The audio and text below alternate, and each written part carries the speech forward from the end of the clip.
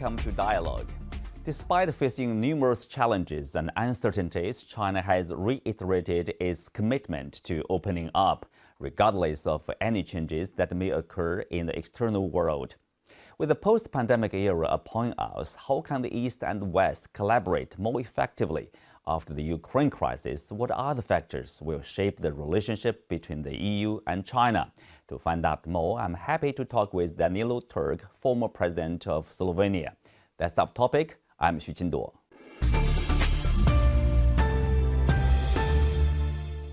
Welcome to Dialogue, Mr. Türk. We have this pandemic behind us, and we talking about the recovery of economy, recovery of everything basically. Then Asia and Europe, the recovery of ties, economic ties, diplomatic ties. That's the same, I would say, between China and the EU. In what way can we recover, diplomatic ties, economic ties in every aspect, maybe? Well, the ending of COVID-19 pandemic is not the only factor that defines our moment today. And I believe that we need really very serious and long-term thinking. Serious and long-term thinking both in China and in the European Union. It is very easy to decide under the pressure of events like the war in Ukraine. And sometimes it seems that the automaticity of decision-making, particularly in the European Union, happens at the expense of more profound thinking and profound understanding of a long-term need for good relations and cooperation between European Union and China. So I'm in fact quite worried that the current flurry of activities, events that follow very quickly, will overshadow the necessary reflection. We would really need very serious reflection on how we manage, how we organize the relations between European Union and China for the long-term future. And I'm afraid that in European Union we do not have enough of that reflection and enough of deep thinking about our future. Mm-hmm. Speak of that, economic relationship is an important part of the bilateral ties. The Chinese ambassador to the European Union talked about, this suspended investment treaty between the two sides. Yes. He suggested that we might implement partially, yes, if not completely, because part of that obviously is beneficial to the European Union and also beneficial to China. Well, we must not forget that the Comprehensive Agreement on Investment was initiated by European Union years ago. I think 8 or 9 years ago. It was European Union that proposed a conclusion of an investment treaty, which would be a comprehensive agreement on investment. Then for political reasons that was suspended. I mean, the agreement was signed but was not ratified, and I believe that that's a pity. However, we are now in a new situation. In every respect, we are in a new situation. Post-COVID, war in Ukraine, I mean, there are many factors which have to be taken into account. So I believe that while it would be quite good if partial implementation of the Comprehensive Agreement on Investment could take place, we would also need a more serious discussion about long-term future.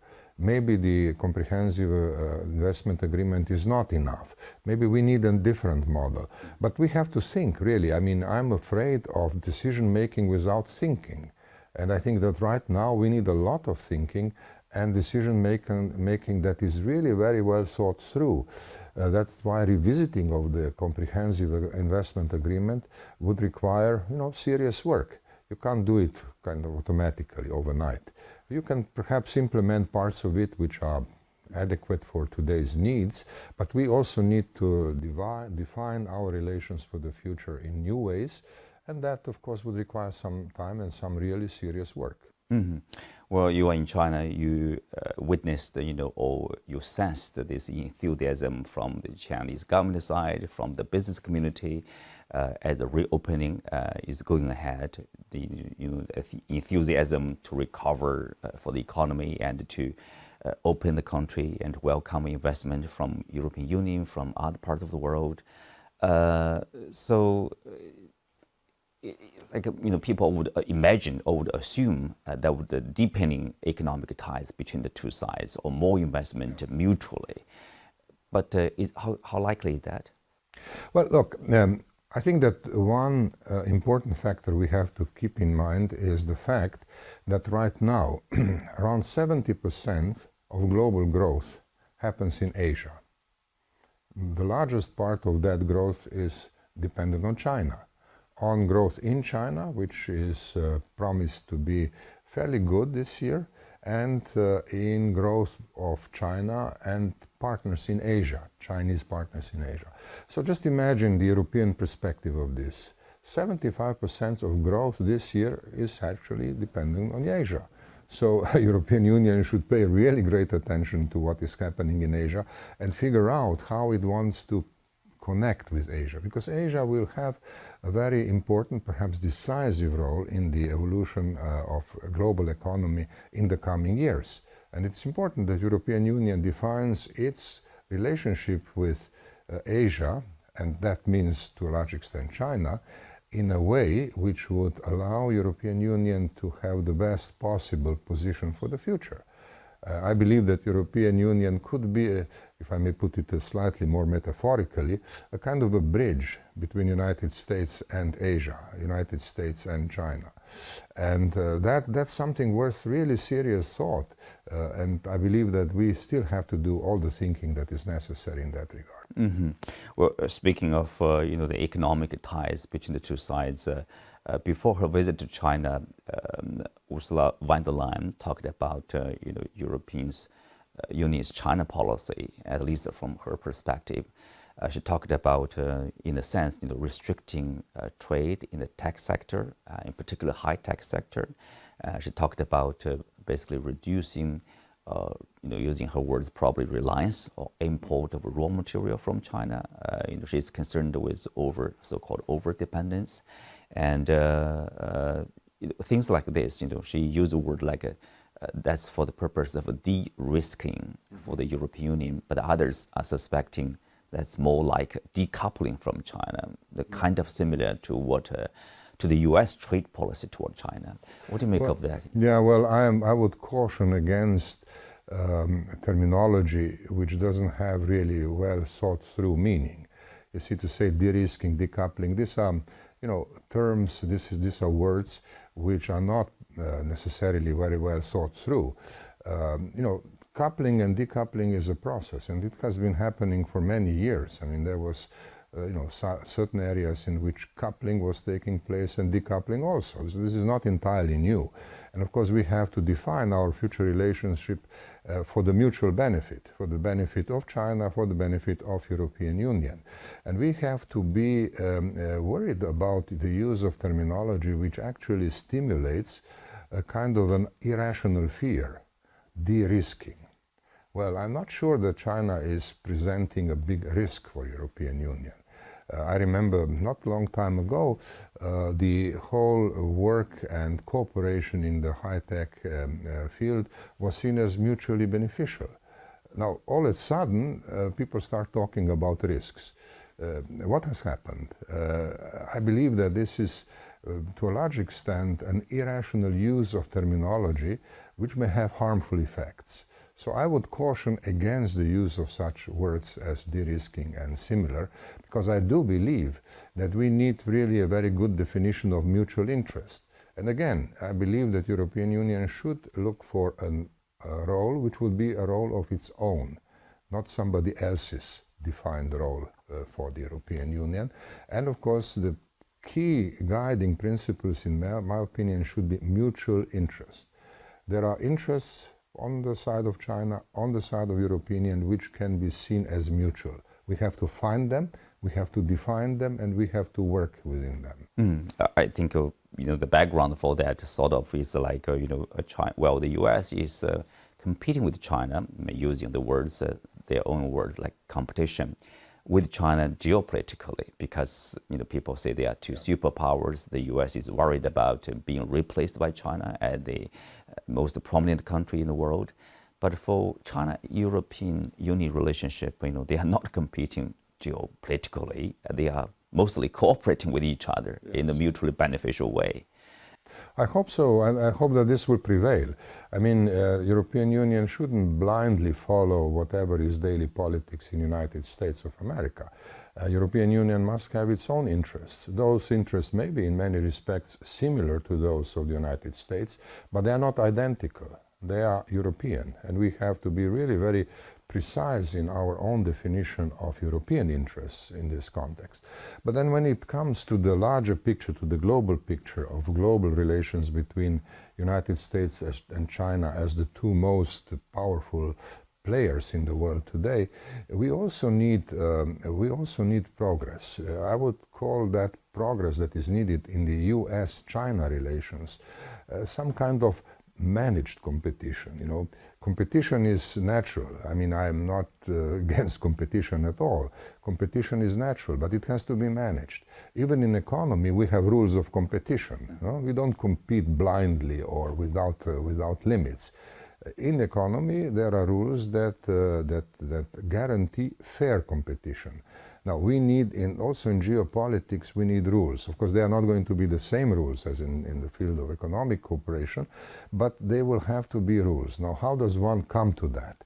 I think the first thing to do now, at the global level, is to define the agenda where our common needs to cooperate outweigh whatever competing interests may we otherwise have. So, for example, on the issues of global warming, on the issue of financial stability, on the issue of global financial stability, I think the interests are so common that we have to make sure that nothing that happens in the area of competition would harm global financial stability, for example.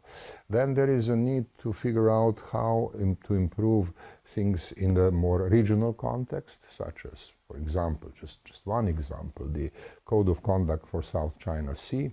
And then I think in a more longer term, we need also to figure out how to establish new rules for nuclear weapons to control and reduce nuclear weapons.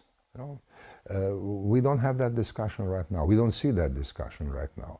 And obviously, what I'm trying to say is simply that competition also requires rules, and it is never completely divorced, delinked from cooperation. So competition and cooperation are close relatives. You never compete totally, or you never cooperate totally. You always have competition and some degree of cooperation. And in order to have a productive competition and productive cooperation, you need an agenda. And that agenda is necessary in order to establish clearer rules, which will govern the competition and which will also guide cooperation. Let's have a short break. We'll be right back after this.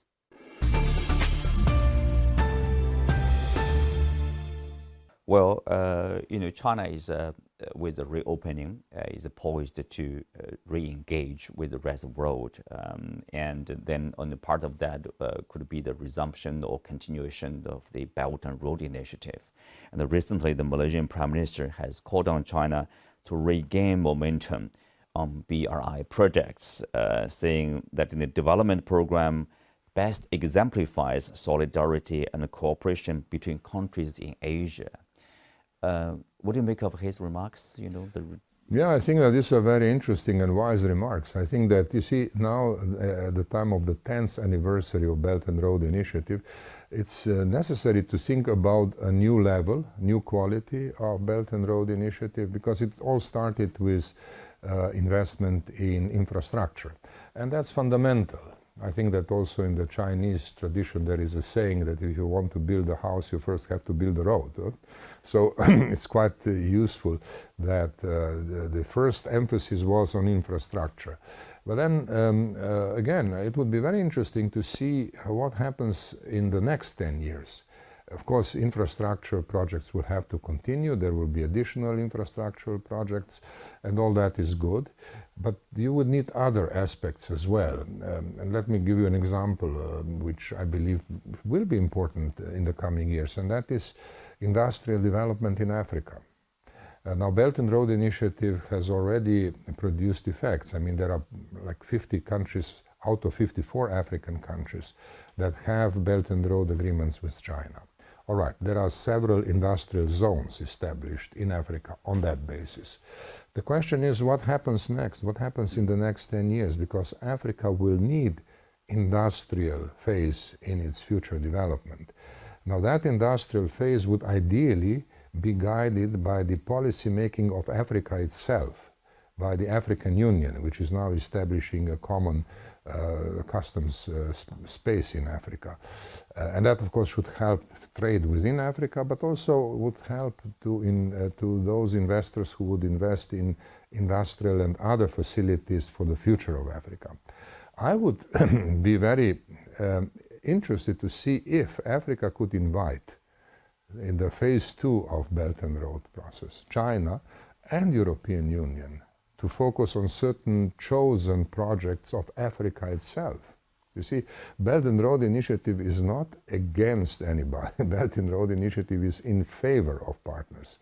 And if that is the case, then there should be space for, let's say, trilateral projects. No? Africa in the driving seat, China as the energetic investor, European Union as a traditional partner of Africa, and one which is constantly reviewing and adapting its forms of cooperation. I would like to see this kind of dynamic happening in the second phase of the Belt and Road Initiative. And I hope that something like that would come in due course. It's not now, of course, but let us start thinking about it. Yeah, some of the practice probably is already happening in a sense. For example, Spanish Prime Minister mentioned about Chinese companies, Spanish companies cooperation in Latin America, given their cultural language connection. So it's easier, and the Chinese company can obviously seek help from the Spanish partners. Sure. Yeah, to invest. Yeah, you can have a trilateral relationship in the Ibero-American context. Surely, I think that that's a very smart way of doing it, because Spain is present in Latin America economically, in addition to being culturally and historically present. But I mean, it would be really very interesting to see if Latin American countries can benefit from cooperation of Spain and China. That would be a new quality of development which should be supported, and could be a model that can be emulated in different ways by others as well. I mean, China is not isolating itself from other partners who are also working in Latin America. It would be interesting to see how these visions can converge. Can those visions converge? Well, Spain has centuries of experience in Latin America. China is more new, but it's very important. It's a partner number one for many countries in Latin America. And obviously this is a very interesting and very promising approach. Yeah, and mutually beneficial, obviously. And you mentioned about that China is not isolating anyone. China is opening basically to embrace any partnership if there is a will. And partly because there is a lack of understanding of China sometimes because of language, because of the different political systems, etc. And now China is also embarking on a path to modernization. They call it like a Chinese modernization. The stress is on its Chineseness. For example, this is modernization for a large population, the size of 1.4 billion people. It's a modernization of common prosperity. The emphasis is on narrowing the gap between rich and poor. What's your understanding of the Chinese modernization? Well, the first thing is to understand that Chinese modernization will be Chinese. I mean, you can't import models of modernization. I mean, the growth of China in the past 30 years has been really typically Chinese. Nobody expected that this would happen. Nobody believed that this could happen. But, it happened. And it happened because China is China. And now the next phase, or in the next years, modernization will continue in the Chinese fashion. What I find fascinating is that the comprehensiveness of this idea of modernization has grown. China has been speaking for a number of years now about technological evolution, high-tech development in China. And now we see these other aspects being also emphasized in the 20th Congress of the CPC and in the two sessions, as you said, common prosperity for all. And that I find a very interesting dimension. And I'm very curious how this will go, because you see, China has an aging population. And Europe also has an aging population. So we understand a little bit what that brings, because an aging population requires new types of attention to the elderly and new types of work with the younger generation. So you have to manage these intergenerational dimensions in new ways, and that will have to be there. One thing is, of course, to reduce the social differentiation, rich and poor. And obviously, China will work in that regard, and this is its own priority, and we'll see how China does it. But in addition to that, it would be very interesting to see how the social policies of social development about the elderly, about young families, about making housing more affordable for young families, making migration less dramatic than it was in the recent past, when so many people moved to the big cities. Maybe now many of these people will move again away from bigger cities. We see these sort of things in Europe also. But of course, we see the phenomenon, but the approach, the policy cannot be the same everywhere. And of course, China is a very big country with a big population. Would be very interesting as a place where these policies of social development, the common prosperity policies, are put in place. So we will be looking at that with very great interest. Mm-hmm. But of course, speak of external relationship from the Chinese side. One of the challenges is the relationship with the United States. People are talking about the U.S. launching, a containment policy or new Cold War against China.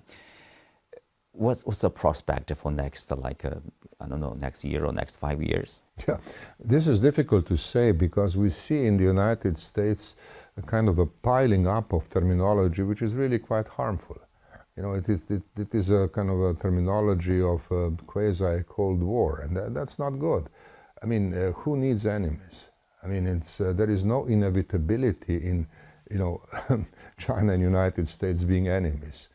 They have to figure out how they would co-evolve, co-evolution.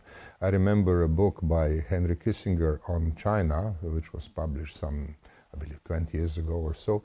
And in that book, 10 years ago, Henry Kissinger concludes that what is needed is co-evolution.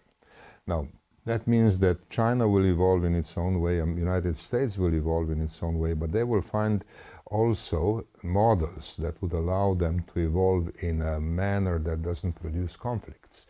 Now, I don't think that we are very successful. I mean, that China and the United States are very successful about that. Earlier on, I spoke about the need for an agenda where cooperation becomes priority number one. Global warming, financial stability, nuclear arms, and all that. So, one would need to place greater emphasis on that side of common agenda of cooperation, instead of piling up terminology and language that really only adds to acrimony and the feeling of inevitable conflict. I think that that's really very bad, and that's not very wise policy to stimulate or to allow such language dimension to prevail, such language practice to prevail. If you look at the media in the United States, there is a lot of acrimonious language, a lot of language which kind of predicts some inevitable conflicts in the future, and that's not good. So, in short, I think that there is a need for revisiting all this and finding better ways, and above all, to define an agenda of cooperation. Well, you are in Asia, you have met Asian leaders, Asian politicians. Obviously, for Asian countries, it seems like their priority remains development, growth, cooperation, and they are not, let's say, welcoming any kind of Cold War or confrontation. No, clearly not. And you see, I also follow the activities in the United Nations carefully. I have worked for many years in the United Nations, and I'm worried to see that in the United Nations there is less talk about development than there should be. You see, United Nations is a universal open organization. It's an organization which is open to everybody. So it should reflect the views of everybody in the world as a whole. And there I think the level of priority that is given to development is not adequate today. We need to spend much more time talking about development and figuring out how to solve the critical problems, including, for example, the problem of debt burden, especially for low-income countries, who are going to suffer immensely if proper solutions are not found in the future. So development really should be much higher up on the agenda. Now, at a time when you have this prevalence of Cold War talk in the United States and really quite unwise talk within the European Union on the kind of de-risking, decoupling, this, that, we really need a fresh look and say, okay, well, let's stop here and let's try to figure out what would help everybody, what kind of an agenda we need, what kind of development we need. And here I think the Asian leaders can be really very helpful. And not only China, but everywhere in Asia, as you said. I mean, the Singaporean Prime Minister also talked about Yeah, sure. I mean, that should kind of gain much more importance. That should be the dominant talk in the United Nations. That should be the dominant talk of the world. Thank you, Mr. Türk. Thank you for speaking with us. It's my pleasure to be with you. With that, we come to the end of today's show. Many thanks to Mr. Türk. You can also find us on the CGTN app on YouTube. I'm Xu Xinduo. Thanks for being with us. See you next time.